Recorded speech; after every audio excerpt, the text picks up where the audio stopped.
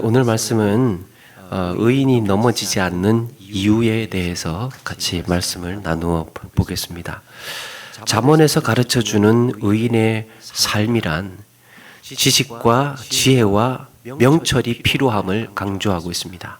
의롭게 살기 위해서는 하나님을 경외하는 지혜와 지식과 명철이 필요하다. 그런데 이런 지혜와 지식과 명철의 삶을 살게 되면 지혜의 대명사 솔로몬처럼 부자가 되거나 형통의 삶을 살거나 강한 힘을 가지게 되거나 권력을 갖거나 이 땅에서 성공하는 삶을 살거나 이렇게 살아가야 할 텐데 지혜와 지식과 명철이 있으니까 부를 갖든지 또 명예를 갖든지 힘을 갖든지 권력을 갖든지 이렇게 살아가야 할 텐데 그렇지 못한 경우가 종종 있더라는 거죠. 그래서 의롭게 살고자 하는 자에게 이 고민이 하나 찾아옵니다. 마음이 흔들릴 때가 있습니다. 야, 나는 왜 이렇게 지혜와 지식과 명철을 따라서 살아감에도 불구하고 왜 세상에서는 힘을 쓰지 못하는 걸까? 왜 성공하지 못하는 걸까? 권력을 잡지 못하는 걸까? 높은 자리에 앉지 못하는 걸까? 그렇다면 성경에서 말씀하고 있는 이 지혜가 우리에게 이 땅에서 많은 부를 누리고 복을 받고 형통한 삶을 살게 할 기능을 하는 것이 아니라면 지혜란 어떤 의미가 있는 걸까? 성경에서 가르쳐주고 있는 지혜, 지식, 명철 이런 것들은 이 땅에 사는 데에 어디에 쓸 것인가? 1절에 보니까요. 너는 악인의 형통함을 부러워하지 말며 그와 함께 있으려고 하지도 말지어다. 악인의 형통함을 부러워하지 말며 하나님을 경외하고 지혜롭게 살려고 몸부림치는 자가 보니까 악인들이 종종 형통하게 살더라는 거예요. 악인들이 오히려 부유하게 사는 경우도 있고 세상의 권력을 누리면서 나는 맨날 사도 안 되는 로또 복권 그 사람들은 당첨되는 경우도 많고 때로는 하는 사업도 승승장구하고 더 어떤 때는 똑똑하고 더 뛰어난 실력을 갖추고 있습니다. 그런데 성경은 뭐라고 말씀합니까? 그가 악인이라면 부러워할 것 없다. 왜 그렇습니까? 2절에 그들의 마음은 강포를 품고 그들의 입술은 재앙을 말함이니라. 이때 강포는 폭력이나 멸망을 말하죠. 강포. 그리고 강포를 품으라라고 했을 때 이 품는다라는 말은 깊이 묵상하다, 깊이 생각하다라는 뜻이 있습니다. 품는다. 그러니까 그들의 생각은 그들의 마음에는 자신들의 포악한 지식으로 혹은 자신들의 힘으로 문제를 해결할 계획을 갖고 있고 타인을 넘어지게 하거나 무너뜨리게 해서라도 자기 계획을 이루어 나가려는 의도를 가지고 있습니다. 이 품고 있다라는 거예요. 여기서 우리가 주목해야 할 표현이 품는다라는 말입니다. 악인들의 마음은 폭력이나 멸망을 품고 있습니다. 악인들의 입술은 재앙을 품고 있습니다.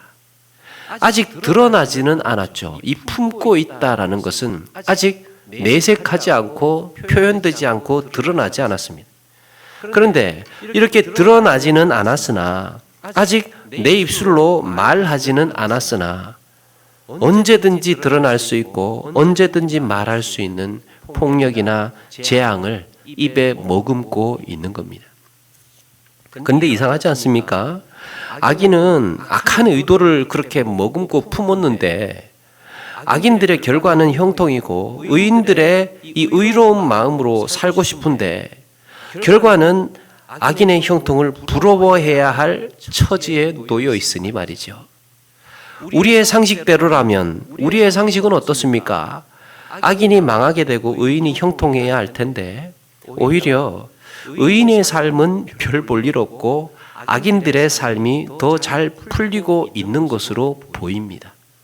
이 땅에서의 삶이 악인들이 부를 갖고 권력을 갖고 명예를 누리고 높은 자리를 앉고 그럼에도 불구하고 3절에 집은 지혜로 말미암아 건축되고 명철로 말미암아 견고하게 된다고 말씀합니다. 4절에 그 방들은 지식으로 말미암아 각종 귀하고 아름다운 보배로 채우게 되느니라 그랬습니다. 이게 무슨 말입니까? 성경 기자도 악인이 이렇게 형통하게 된다는 사실을 알고 있습니다. 그러나 그럼에도 불구하고 지혜와 지식과 명철을 포기하지 말라고 가르쳐주고 있습니다. 이때 집이라는 비유적인 표현은 말 그대로 집을 또 가정을 말할 수도 있겠으나 좀 더 넓은 의미에서 보면 인간의 삶을 이야기하고 있습니다. 우리의 삶에 인간의 힘이나 능력이 아니라 하나님을 경외하는 이 지혜와 명철이 가정을 든든히 세울 수 있고 내 인생의 집이 그렇게 견고하게 된다고 가르쳐주고 있습니다.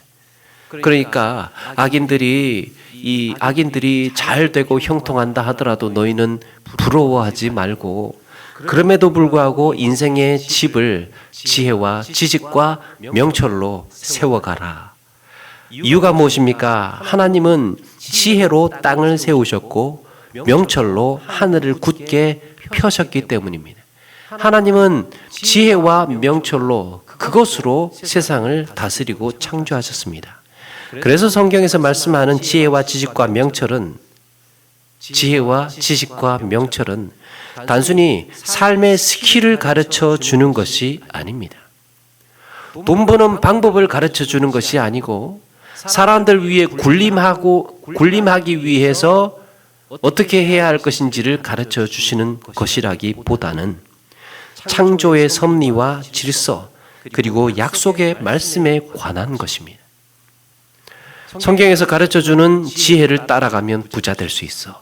성경에서 가르쳐주는 이 지혜를 따르면 권력을 잡을 수 있어. 이게 아니라는 거죠. 다시 말해서 악인이 품고 있는 삶의 기반은 풍요의 목적인 지혜예요. 풍성함의 목적인 지혜예요. 오직 성공을 목표로 하는 지혜라고 한다면 의인이 품고 있는 지혜는 하나님을 경외하는 지혜를 말하는 것이죠. 그러면서 지혜와 악인의 차이를 이제 보여주는 대목이 있습니다. 그렇다면 악인도 이런 지혜를 가지고 있고 의인도 또 나름대로의 하나님을 경외하는 지혜를 가지고 있다면 이들의 차이가 어떻게 달라지는 건가? 8절에 보니까 악행하기를 꾀하는 자를 일컬어 사악한 자라 하느니라. 이 꾀한다라는 말 역시 궁리하다, 골똘히 궁리하다라는 뜻이 있습니다. 아까 품는다라는 것과 같은 의미로, 비슷한 의미로 쓰이고 있죠. 계획을 세우고 골똘하게 궁리하는 겁니다. 이 앞에 2절에 악인의 마음은 강포를 품고 그들의 입술은 재앙을 머금고 있는 것과 같이 악인은 악행하기를 궁리하고 있습니다. 이때 악행이라고 했을 때 하나님을 떠난 자의 행동이 하나님을 두려워하지 않는 자가 행하는 모든 행동을 악행이라고 할 수 있습니다. 성경은 이런 자를 가리켜서 사악한 자라고 규정을 합니다. 그저 단순히 악행을 계획하고 악행을 궁리하기만 했는데도 그의 존재는 사악한 자로 분류가 됩니다. 누군가 이런 말을 했습니다. 오직 내 행동만이 진정한 내 것이다. 나의 정체, 나라는 존재를 규정하는 것은 내 행동에 있다는 거예요. 그것을 고쳐 말하면 오직 내가 궁리하는 것만이 내 것이다 라고 할 수 있습니다. 내가 골똘히 궁리하는 것, 그것이 내 것이다. 우리는 지금까지 내가 행동하고 내가 궁리해온 것으로 내가 만들어졌습니다. 내가 행동해온 그것이 바로 나예요. 여러분은 무엇을 궁리하면서 살아가고 있습니까? 무엇을 마음에 품고 있습니까? 그것이 바로 우리의 미래가 될 겁니다. 어떤 책을 보니까 이런 이야기를 합니다. 작곡가나 화가는 작품에 서명을 남긴다. 삶을 살아가면서 우리도 매일 생각, 말, 행동이라는 작품을 생산한다는 겁니다. 그리고 그 작품에는 우리의 서명이 들어 있습니다. 행동, 그것이 내 것입니다. 내가 한 말, 그것이 내 것입니다. 그게 바로 나예요. 우리의 생각을 들여다보면 그것이 옳든 그르든 언제나 우리의 서명이 있는 것을 확인할 수 있다. 그것이 우리가 만들어낸 산물이기 때문이다. 바른 생각에는 이해심과 자비와 통찰을 함께한다.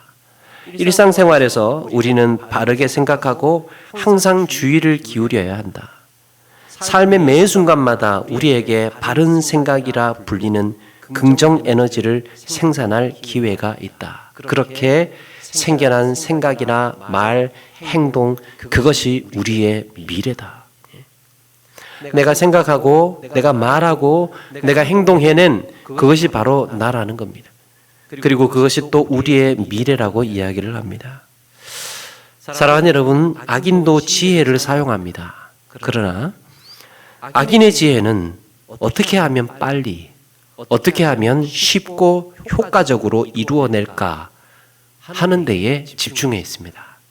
그러나 성경이 우리에게 가르쳐주는 지혜는 무엇이 올바른가, 하나님의 말씀에 비추어서 어떤 것이 정당한가를 기준으로 삼고 있습니다.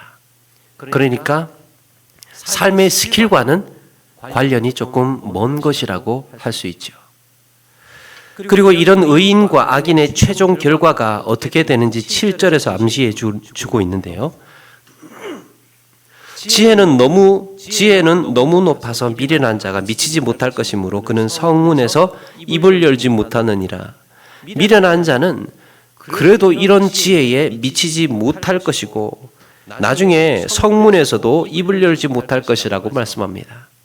성문은 공개 재판이 이루어지는 곳입니다. 고대의 재판은 이런 성문에서 많이 이루어졌습니다. 이것을 성경적인 의미에서 본다면 하나님 앞에서 이루어지는 심판의 자리를 말합니다. 성문에서 입을 열지 못할 것이다. 악인이나 미련한 자가 그동안 궁리하면서 계획하면서 살아왔던 모든 삶의 방식이 하나님 앞에서 변명의 여지 없이 하나님의 심판에 놓이게 되는 것이지요. 그래서 로마서 1장 20절에도 이렇게 말씀합니다. 창세로부터 그의 보이지 아니하는 것들 곧 그 영원한 능력과 신성이 그가 만드신 만물에 분명히 보여 알려졌나니 그러므로 그들이 핑계하지 못할지니라. 얼마든지 하나님을 알 수 있었습니다. 내면의 양심의 소리에 귀 기울이면 하나님의 창조 질서에 순응할 수 있었습니다. 신앙이 없었던 임마누엘 칸트 역시도 이런 말을 했죠. 내가 아무리 생각을 해도 부정할 수 없는 두 가지 별이 있다고 했습니다. 하나는 밤하늘에 빛나는 별이고 또 하나는 내 마음 안에 빛나고 있는 도덕률이라고 했습니다. 그러나 인간은 하나님을 부정하고 외면하면서 살았던 거죠. 그렇다면 이 땅에서 의롭게 살려고 몸부림치는 자들이 당하는 실패, 가난, 고통, 두려움, 불안, 이 모든 어려움 속에서 우리는 어떻게 반응해야 할까? 악한 자의 형통을 부러워하지 말고 하나님을 경외하는 자의 지혜는 어떻게 쓰이는 걸까? 어떻게 힘을 발휘하는 걸까? 10절입니다. 10절에 네가 만일 환난 날에 낙담하면 내 힘이 미약함을 보임이니라 라고 했습니다. 환난 날에 낙담하지 말라. 환난 날을 맞이할 때 절망하지 말라. 그것은 네 힘이 미약함을 보임이라. 네 힘이 미약하다라는 것을 드러내는 꼴이다. 그러니까 환난 날에 낙담하지 말라. 여러분, 여기서 우리의 힘이란 뭘까? 우리의 힘이란 뭘까요? 그리스도인들이 가지고 있는 힘, 믿음이라고 먼저 이해할 수 있죠. 그래서 만일 환난 날에 낙담하면 내 믿음 없음이 드러나는 꼴이 된다. 환난 날에 낙담을 하게 되면 네 믿음이 없어지는 꼴이 된다. 이렇게 읽을 수도 있을 것 같고, 그런데 잠언에서 말씀하고 있는 우리의 힘이란 여호와를 경외하는 자의 지혜, 지식, 명철이라고 할 수 있습니다. 인생의 문제 속에서 낙담을 하게 되면 그것은 지혜 없음을 보일 뿐이라고 이해할 수 있습니다. 환난 날에 낙담하지 말라. 그거는 지혜 없는 자들이나 하는 꼴이다. 그런 점에서 낙담하지 말라는 겁니다. 자, 여기에서부터 우리가 배우고 익혀야 하는, 또 우리가 가져야 하는 지혜가 힘을 발휘하는 순간이 이제 시작된 겁니다. 이런 점에서 누군가는 고통을 가리켜 유용한 존재라고 말합니다. 고통이 우리 인생에 유용하대요. 고통은 힘들고 불편하기만 한 것이 아니라 그 고통을 잘 다룰 줄 알아야 한다는 겁니다. 고통을 잘 다룰 줄 모르면 고통의 바다에 우리는 익사하고 말 것이죠. 그런데 고통을 잘 다룰 줄 알면 고통에서 많은 것을 배울 수 있다고 합니다. 보통의 경우에 사람들은 고통을 회피하고 싶어 합니다. 고통을 겪지 않았으면 좋겠다. 환난을 겪지 않았으면 좋겠다. 가능한 한 즐겁게 살고 싶고 그냥 아무 어려움 없이 이 고통이 그냥 그저 지나가기를 원합니다. 심지어 우리 믿는 사람들 중에도 그렇지 않습니까? 고통 피하고 싶고 어려운 것 회피하고 싶고 고난 당하기 싫고 만사 형통의 즐거움과 행복만이 내 삶에 풍성하기를 바라는 경우가 많습니다. 그러나 고통을 통하여서 이해심을 배우게 된다는 거예요. 내가 직접 아파 보니까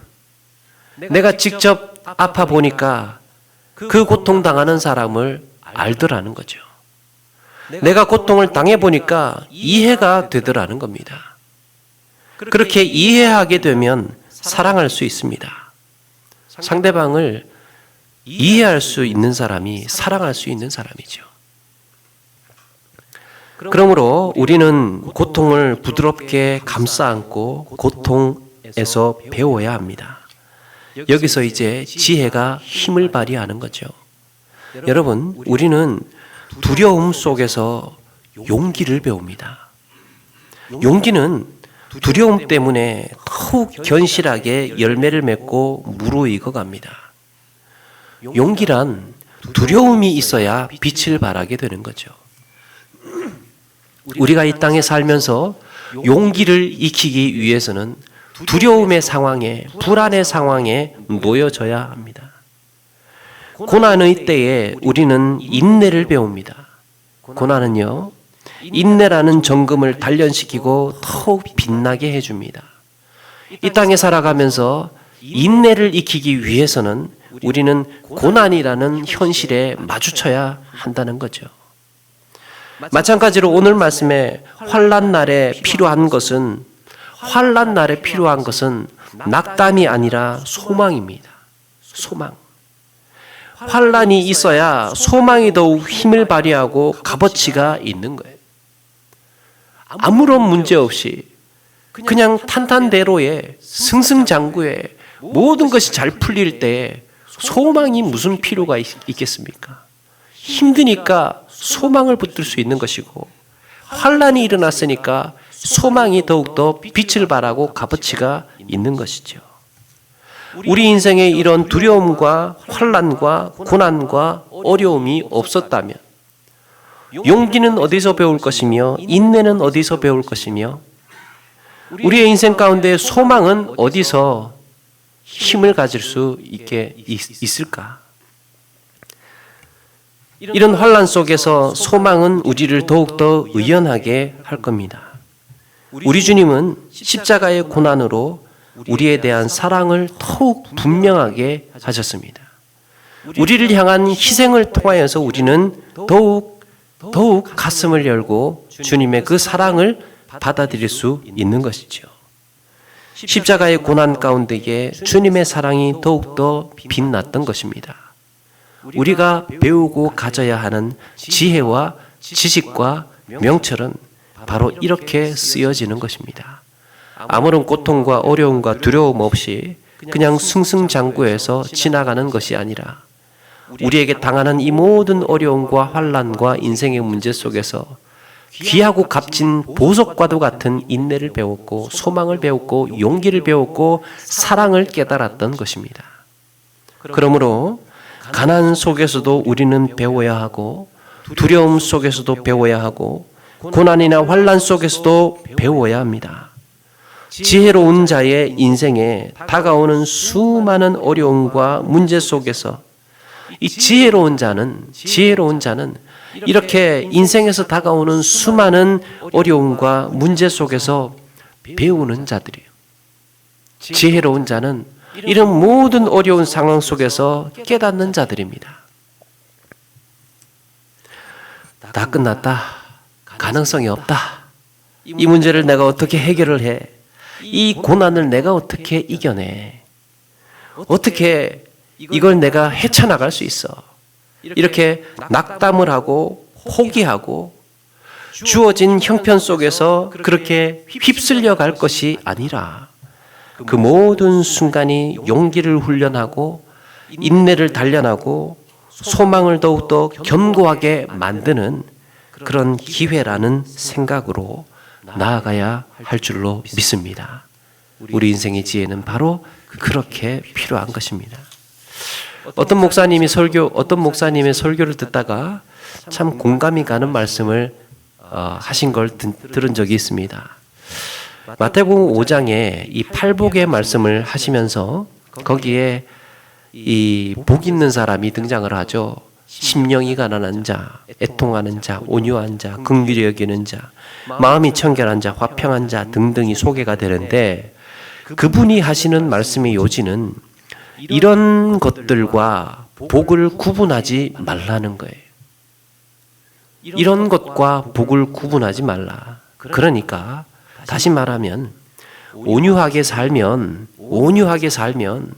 나중에 복을 상급으로 받게 되는 것이 아니라 온유한 것이 복이라는 말이에요. 온유하게 살아라. 나중에 복 줄게. 이게 아니라는 거예요. 온유하게 살아라. 그것이 복이다라는 겁니다. 의를 위하여 핍박을 받으면 끝까지 인내해라. 의를 위하여 핍박을 받아라. 그러면 내가 나중에 더 좋은 곳으로 갚아줄게.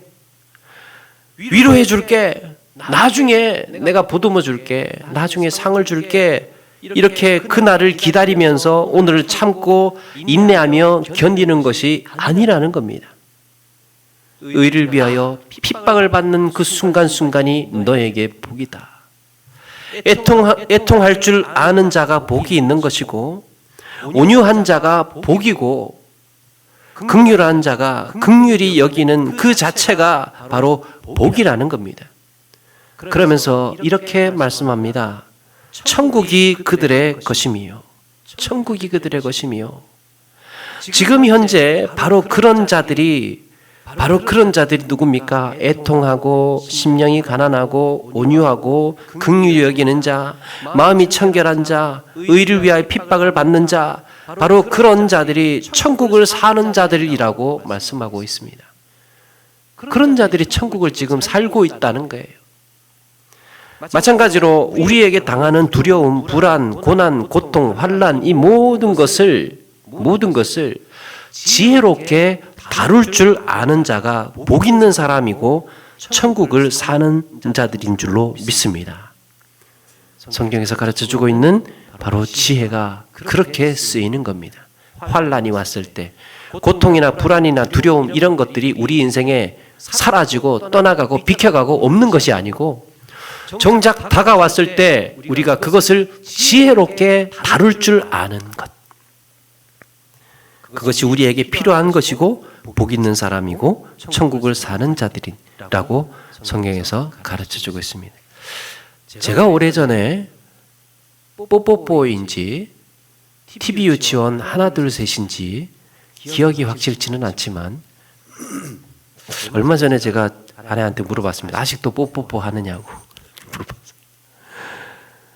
물어봤어요. 정확치는 않은데 거기에서 이 머리에 이제 이만한 인형 쓰고 나와서 짧은 인형극들 이렇게 보여주지 않습니까? 근데 오래도록 기억에 남는 인형극이 하나 있었습니다. 두 사람이 식탁에 앉아서 식사를 하는데 숟가락이 긴 숟가락 2m 가까이가 되는 이런 숟가락이었습니다. 식사를 하는데 숟가락이 길어요. 그래가지고 자기가 이제 거기서 천국과 지옥의 차이를 이제 보여주고 있었습니다.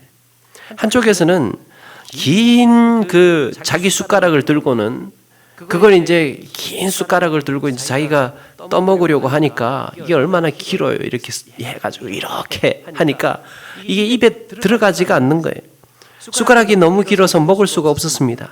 그러면서 도대체 숟가락이 왜 이렇게 긴 거냐 하면서 짜증을 내고 불평을 하고 있었습니다. 또 다른 식탁에서도 역시 두 사람이 밥을 먹는데요. 이번에도 그 긴 숟가락이요. 똑같아요. 환경은 똑같아요. 그런데 이번에는 그 긴 숟가락을 이용해서 상대방에게 서로 떠먹여주고 있었습니다. 그러면서 서로 맛있다고 고맙다고 그렇게 행복해하고 있었습니다. 여러분, 천국과 지옥의 차이가 무엇일까? 우리 삶에서 당하는 가난, 두려움, 불안, 고통, 고난, 환난, 이 모든 것에서 지혜에 관한 일체의 비결을 배우지 않고 조금만 부족해도, 조금만 못마땅해도 불만을 토로하고 견디지 못하고 그렇게 해서 천국의 삶을 산다면, 그런 자들이 천국의 삶을 산다면 천국 가서도 불만이 없을까? 과연 그곳에서도 천국을 사는 것일까? 그곳이 천국을 사는 것일까? 여러분, 천국을 사는 자들이 누구입니까? 천국을 사는 사람들이 어떤 사람들입니까? 용기와 인내와 소망과 사랑과 믿음에 달관해서, 용기와 인내와 소망과 사랑과 믿음에 달관해서 어떤 형편과 처지에서도 만족할 줄 알고 감사를 발견하고 기뻐하고 행복이라는 보화를 캐낼 수 있는 사람들이 아닌가 생각을 해 봅니다. 천국이 어떤 곳이겠습니까? 금은보화, 휘황찬란한 그 금은보화가 있고 세상에 산의 진미가 그냥 탁 차려져 있고 좋은 비단 옷에, 좋은 차에, 또 좋은 환경에, 좋은 곳에 그렇게 사는 곳이 천국일까? 아니면 그 환경과 상황이 어떠하든지 간에 용기가 있고 인내가 있고 소망이 있고 사랑과 믿음이 충만한, 어떤 형편에서도 이런 모든 것들에 달관해서 만족할 줄 알고 감사할 줄 아는 그렇게 하는 사람들이 사는 곳이 천국일까 생각을 해보게 됩니다. 우리가 가져야 할 지혜란 바로 이런 것입니다. 천국을 사는 자의 지혜. 어떤 형편과 처지 속에서도 감사와 기쁨과 행복을 캐낼 수 있는, 만들어낼 수 있는, 발견해낼 수 있는, 화평을 이끌어낼 수 있는, 어떤 삶의 형편 속에서도 천국을 사는 자의 지혜, 우리가 바라보고 배우고 추구해 가야 할 지혜가 아닐까. 이런 지혜가 저와 여러분의 삶에 충만하기를 소망합니다. 말씀을 마칩니다. 사랑하는 여러분, 우리는 역시 우리도 천국을 살아야 하지 않겠습니까? 그러자면 천국 백성으로서의 삶의 수준을 갖추어야 됩니다. 천국 백성으로서의 삶의 수준을 갖추어야 됩니다. 천국의 삶이란 물질이 풍성하고 성공을 위해 수단과 방법을 가리지 않고 남들보다 더 높은 자리, 더 높은 힘을, 강한 힘을 갖는 데에 있는 것이 아니라 내게 주어진 삶의 자리에서 기쁨과 기대와 감사를 찾아내는 것입니다. 그런 사람이 어디에 살든지 간에 천국을 사는 것입니다. 우리 하나님은 바로 그런 자의 손을 붙들어 주신다고 말씀합니다. 오늘 16절의 말씀처럼 16절에 의인은 7번 넘어질지라도 다시 일어나려니와 악인은 재앙으로 말미암아 엎드러지느니라. 7번 넘어져도 일어날 수 있는 이유. 시편 37편 23절에 여호와께서 사람의 걸음을 정하시고 그의 길을 기뻐하시나니 그는 넘어지나 아주 엎드러지지 아니함은 여호와께서 그의 손을 붙드심이로다. 이런 지혜로 살아가는 자들이 하나님께서 그 손을 붙들어주고 계시다는 겁니다. 어린아이가 부모님의 손에 붙잡고 걸어갈 때 넘어질 걱정할 필요가 없죠. 부모님이 붙들고 있는 그 손으로 다시 일으켜 세우기 때문이에요. 아이가 아무리 돌부리에 걸려 넘어진다 하더라도 붙들고 있는 손이 그를 다시 일으켜 준다는 것입니다. 사랑하는 여러분, 우리가 사는 날 동안 두려움과 불안이 찾아올 때 주님이 주시는 용기로 담대히 일어서시고 고난과 환난과 이 모든 어려움의 때에 소망과 인내로 일어나셔서 천국을 사는 지혜를 배워가시는 저와 여러분 되기를 주의 이름으로 축원합니다. 이곳에 예배하는 자들 중에 그가 찾느니 없어 주님께서 슬퍼하시네. 주님이 찾으시는